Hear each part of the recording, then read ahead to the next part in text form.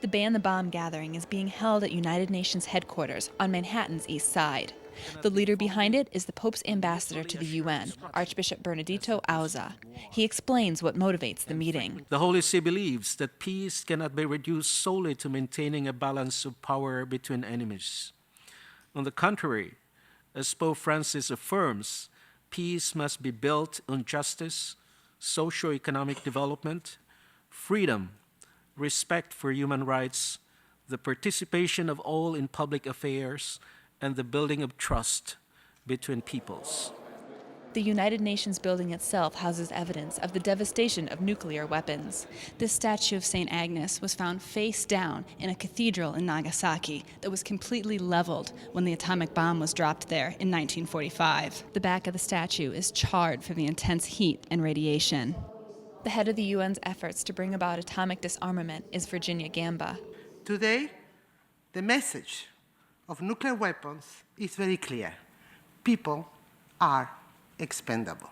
And while leaders from 5 different religions discuss disarmament in New York, the whole world watches, cautiously, as tough talks continue overseas to keep one of the most dangerous nations, Iran, from developing a nuclear arsenal. American Bishop Oscar Cantu claims that the Obama administration's involvement in the negotiations smacks of hypocrisy because the U.S. won't give up its own arsenal, even though it serves as a deterrent. Deterrence is immoral, because in order for deterrence to work, that you have to practice and you have to be willing to use nuclear weapons, and that intent is immoral.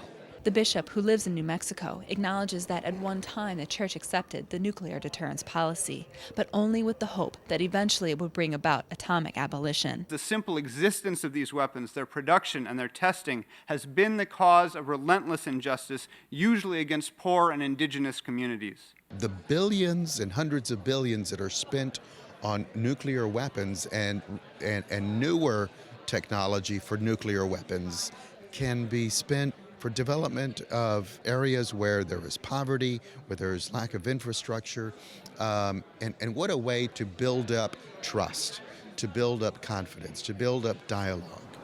The Vatican's full-court press to turn the world away from nuclear Armageddon is likely to get a major boost when Pope Francis addresses the United Nations in September. Archbishop Auza says that the Holy See is very concerned about the world's commitment to disarmament. And as evangelical pastor Wig Stevenson notes, the relentless race to build bigger and better bombs comes at the expense of those least able to afford it, the poor. The evangelical representative called the struggle for disarmament a fight against evil itself. He, along with the other leaders, fervently prayed that God strengthen those who work for peace. Reporting for Currents from the United Nations, I'm Katie Breidenbach.